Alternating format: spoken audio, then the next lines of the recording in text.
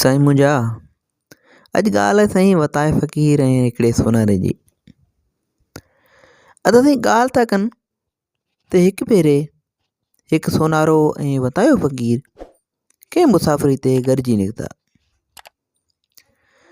साईं वतायो फ़क़ीर सिफ़त माण्हू, जॾहिं त सोनारनि जी तव्हांखे ख़बर आहे मालदार, पैसे वारा, मानी मच्छी वारा।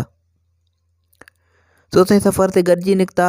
हलंदे हलंदे पंधु कंदे कंदे मुसाफ़िरी दौरान हिन खे किथे अची सिॼु लहण वारो थियो। सिॼु लहण वारो थियो, खाधे पीते जो बंदोबस्तु करण खां पोइ हाणे ॿिन्हिनि ॼणनि सुम्हण जी तयारी कई। अदा साईं ॻाल्हि था कनि त राति जो फ़क़ीर त अची गस ते लेटियो। वताये फ़क़ीर चयो त ॿेली हाणे हिते ई रस्ते ते सुम्ही था पऊं, ॿियो हाणे किथे सुम्हंदासीं। छो त वतायो फ़क़ीर सुञो सिर, हुन वटि का शइ हुई कोन जो हुनखे डपु थिए। पर साईं मुंहिंजा चवनि था त सोनारे वटि को पैसो ॾोकड़ हो, सो हुनखे अची होरा खोरी थी त आऊं कंहिं पासे किथे सुम्हां। वताये फ़क़ीर खे चयईं त वताया ॿेली मूं वटि 100 रुपया आहे, सो ॿेली आऊं गस खां कुझु पासीरो थी थो सुम्हां ऐं गस खां पासीरो परते वञी थो सुम्हां, बाक़ी तूं हिते गस ते सुम्ही त तुंहिंजी ॿेली मर्ज़ी। वताये फ़क़ीर चयो दादा सोनारा तुंहिंजी मर्ज़ी, ॿेली पाण हिते ई गस ते सुम्ही था रहूं। सो साईं किसो कोता थियो ईअं जो राति जा 2-3 कलाक ई मस गुज़रिया त अची के चोर पहुता। साईं मुंहिंजा कहाणी किसो इस ताईं मज़ेदार अथव, बुकमार ज़रूरु ॿुधिजो ऐं जेकॾहिं चैनल ते न्यू आहियो चैनल खे सब्सक्राइब करणु न विसारिजो। साईं मुंहिंजा राति जा 2-3 कलाक के गुज़रिया त अची चोर पहुता। तो रस्ते ते सुतल फ़क़ीर खे जगायूं। वताये फ़क़ीर खे लतूं थुॾा हणी जगारायूं ऐं चयूंसि त जेको हड़ में हुजनि सो कढी असांखे ॾे, न त उफट मारे छॾींदासूं।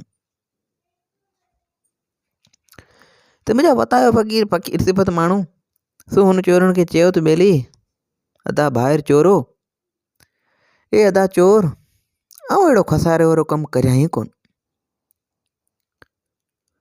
ॿिए चोर चयो त ॿेली छॾेसि हिन सुञनि तरड़ वटि छा हूंदो, छो अची हिन सुञ खे वरितो अथई, हिते सुञा ई आहिनि, ॿियो केरु आहे।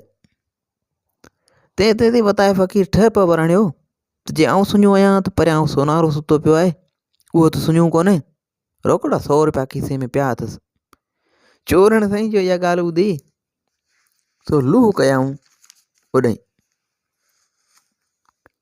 साईं, लूह कयाऊं ओॾां ऐं यकदमि हुनखे फिरी आया ऐं समूरा पैसा फुरे वरितांसि।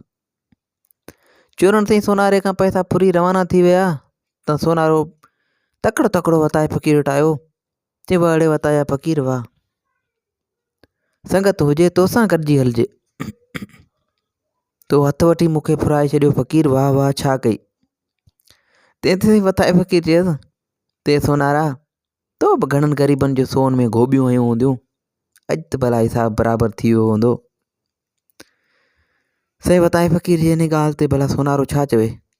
पोइ त ॿई ॼणा चुपचाप वरी पंहिंजे सफ़र ते रवाना थी विया। उमेदु आहे त वताये फ़क़ीर जी हिन गुफ़्ते जी मक़सदु बि तव्हांखे सम्झ में अची वियो हूंदो। वधीक इन क़िस्म जूं कहाणियूं किसा ॿुधण जे लाइ असांजे यूट्यूब चैनल खे सब्सक्राइब कंदा ऐं फेसबुक पेज खे फॉलो कंदा। दुआनि में यादि रखिजो। अल्लाह हाफ़िज़।